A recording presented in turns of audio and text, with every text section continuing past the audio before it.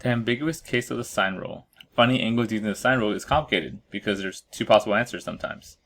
For example, if you have sine equals 1/2, sine equals 1/2 at two spots. All students take calculus, so here and here. So it could either be 30 degrees or it could be 150 degrees. And both of those could theoretically make a triangle. You could have a triangle where you have an obtuse angle of 150 degrees and then maybe the other two sides are 15-15. Or you could have an acute angle of 30 degrees and the other sides could be other things added to be 180. So when doing a sine case, there's sometimes where we have a situation called the ambiguous case. And that's when they give us two sides of the angle.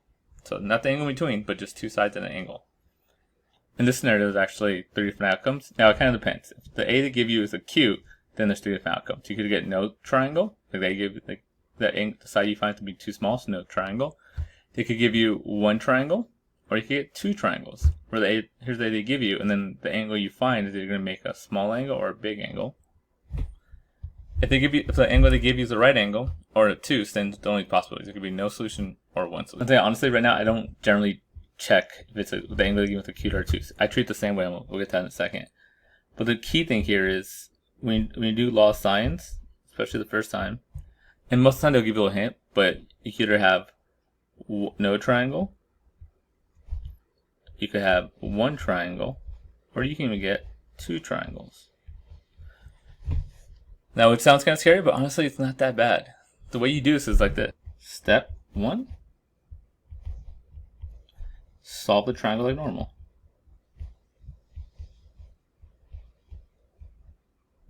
Nothing special, solve like normal. If you can't solve the triangle, if it's not possible, then you have no triangle. So ready, no triangle. If you can't solve it, then you have at least one, you might have 2. That's what step 2 is about. So solve the triangle normal. If you can't, no triangle. If you can, then at least one. Step 2, assume there's 2 triangles. If you can solve 2 triangles, then there's 2 triangles. If you can't solve 2 triangles, then it's only one.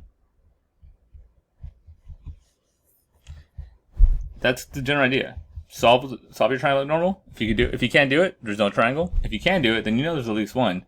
Then what you want to do is assume there's 2 triangles. Try to solve the second triangle. If you can't do it, like it doesn't work out, we'll do something like that. Then there's only one triangle. If you can do it, then there was 2 triangles. Now, how do we do this though? How do we solve the second triangle?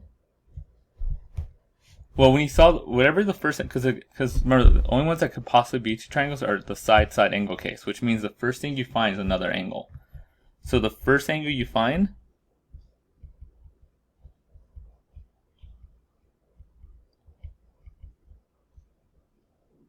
we'll call this B. In triangle 2, the way you find B, in the second triangle you generally put like a little prime, that's like the stuff in the second triangle. It's just 180 minus that first angle you find. That's the trick. Anytime they talk to you about, oh, find the stuff in the other triangle, or there's 2 possibilities, 2 possible answers here, it's always, always, always this trick. What are the first angle you find? Just do 180 minus it. So they're like, oh, it could be 2 triangles, it could be 2 angles. It's just 180 minus the other angle. That's all it ever is. That's the key to 2 triangles in mathematics. You just do 180 minus the other angle. And then you get your second triangle. Or you get the second angle. It's always the same thing. So 180 minus the triangle you first found will get you there. So let's do a couple examples. Find the measure of angle C if triangle ABC is...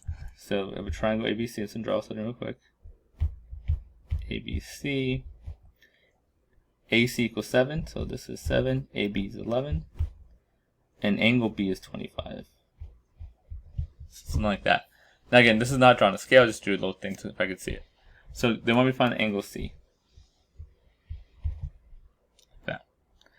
So this is a law of sines case. We have a pair here. So we'll do law of sines. I'm going to do 7 over sine of B. Well, sorry. Actually, no, B is 25. Equals 11 over sine of C. So then we could just cross multiply. 7 sine of c equals 11 sine of 25 divided by 7. And use my calculator right here, best I got today. So it's going to be, I want to make sure I'm in degrees. Mode. There we go. So it's going to be 11 times sine of 25 divided by 7. And I get this, and then we're going to inverse sine that. Second sine answer. And I get 41.6. So we're saying C, I'm going to skip that to 41.6.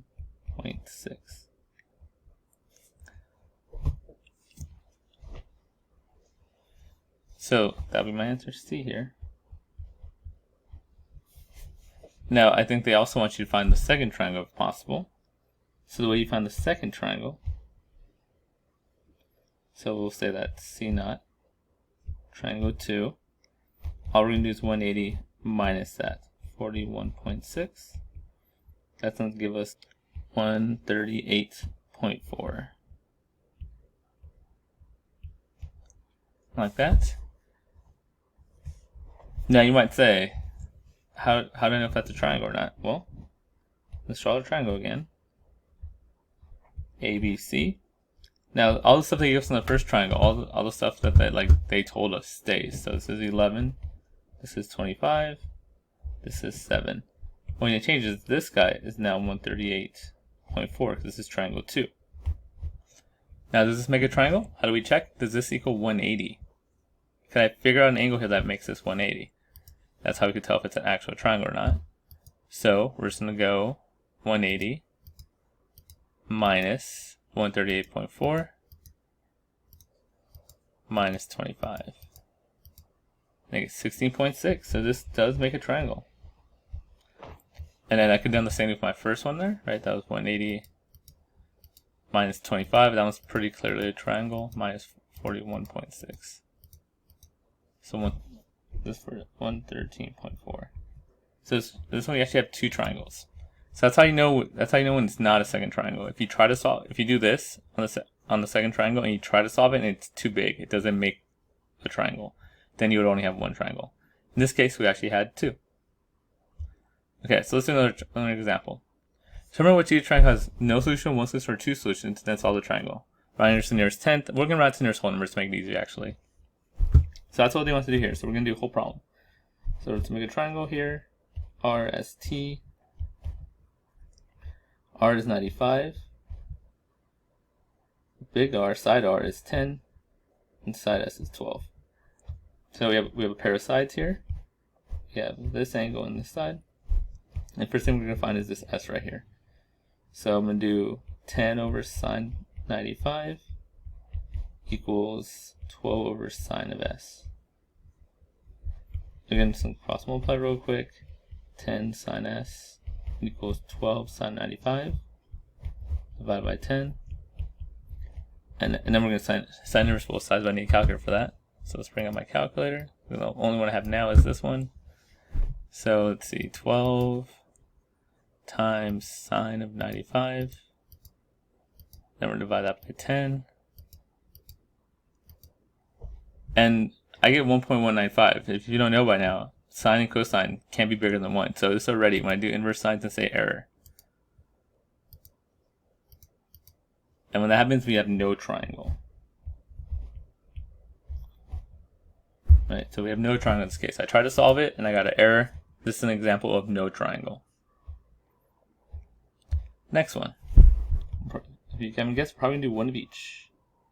So there's my triangle. Ooh, it's a right triangle. Probably not a right triangle. So M and P. N is 32. Side N is 7. Side P is 4. Again, so the stuff they give you doesn't change. If there is a second triangle, because this one's going to be 1 or 2, then we'll have the exact same setup for the second triangle. Just the angle you find first is going to change. So we do have a pair here, law of sines. Oops, that's not the pair we have. We have this pair. So we have 7 over sine of 32 equals 4 over sine of P. Cross multiply, 7 sine of p equals 4 sine of 32. Divide by 7, then we're going to sine inverse both sides so I can figure out what p is. And it goes around to the nearest whole number. So 4 sine 32 divided by 7. So quit. 4 sine 32 divided by 7. Right, so it equals that. That will be an angle. So then we do inverse sine of that. Of the answer. And we get 17.6. I said we'll round it, so let's round it to 18. So our side there is 18. It's a small angle. My guess is this is going to be one triangle. So, like I said though, let's assume there's two triangles. Let's draw a line here. Let's say this is triangle 2. So my triangle 2, all the stuff they gave us is still there. This is still 4, this is 7, this is 32. One thing that's going to change is this corner right here. Instead of being p, we'll say p prime. And the way we find p prime is just doing 180 minus the angle we just found, 18. That gives us 162.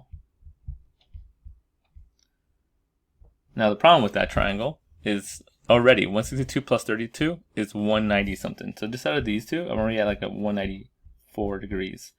That's too big for a triangle. So if I did like 180 minus those two, it'll get a negative. So not possible. So we only have one triangle here. Again, I think the problem was to solve the rest of the thing. If we want to, we could. Right, I figure out this angle by doing 180 minus these two to get this angle, which would be some obtuse angle. Then we could do law of sine to figure out what this side is. But the key here is just focusing on how to get the two triangles. So let's do our last one. Triangle ABC. I'm pretty sure this one will be two triangles. So ABC. I can write down what they do give us. This is 47. This is 15. And then side B is 18. We have a pair. So we could do law of sines. 15 over sine of 47 equals 18 over sine of B. Cross multiply, we'll get 15 sine of B equals 18 sine of 47. Divide by 15. So sine of B would be whatever. And then we're just gonna get what B is actually. But let's use our calculator. So 18 times sine of 47. Whoa, did my calculator freeze? Great. Okay, let's see, clear. 18 times sine of 47. Probably should edit that out, but whatever. Doing it live. And then divided by, well, not live, but you know what I mean. Divide by 15, and we get 15. Did it freeze again? There we go. 0.877. I'll edit that out also. I want you guys to hear my anger. So then we inverse sine this.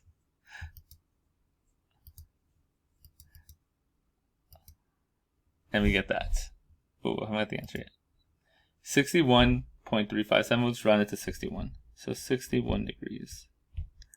And this was, just for sake, 2776. Anyway, so all that, we got 61 degrees as our B. I'm going to do a different color because I want to keep things we found separate from the things we were given. So we found that angle, 61 degrees for B. And again, if we wanted to, we could solve this whole triangle. 180 minus these two angles gives us this side, and then you can do law of sines to figure out what this is. But the point of today's lesson is how to find the second triangle. So triangle 2. Now again, remember triangle 2, it's the exact same triangle. Like all the stuff they gave us are the same. All the givens the same. So this is still 47. This is still 15. This is still 18. Only thing that changes is the angle they gave us, or the angle we found. So this was 61. This is B prime and C prime because we haven't found those yet. And the way you find B prime, specifically the first angle, is just 180 minus the angle you found. So I'm going to get 119. So this turns out to be 119, obtuse angle. Now, how do I figure out this third side? If it's a possible third side, you do 180 minus these two. So bring up my calculator. Hopefully it doesn't freeze on me. So we're going to do 180 minus 119. Probably could have done this in my head, but whatever. I probably have to do my head because it just froze. Minus 47. So I get 14 degrees. So this is 14 degrees. And then again, if I want to find out this missing side, just do law of sines, find that missing side. But that's how you do two triangles. And most of the time it'll give you like a little hint of like, hey, find the angle of the second triangle, or find the angle of the obtuse angle and compare it to the acute one, because the angle you probably found is going to be acute. Anytime they do that, anytime they'll say like, if the angle you find is like a small angle or a big angle, and they ask, oh, find the obtuse one, you just do 180 minus it. Like, that's the trick. The trick is, it's just 180 minus the thing you found.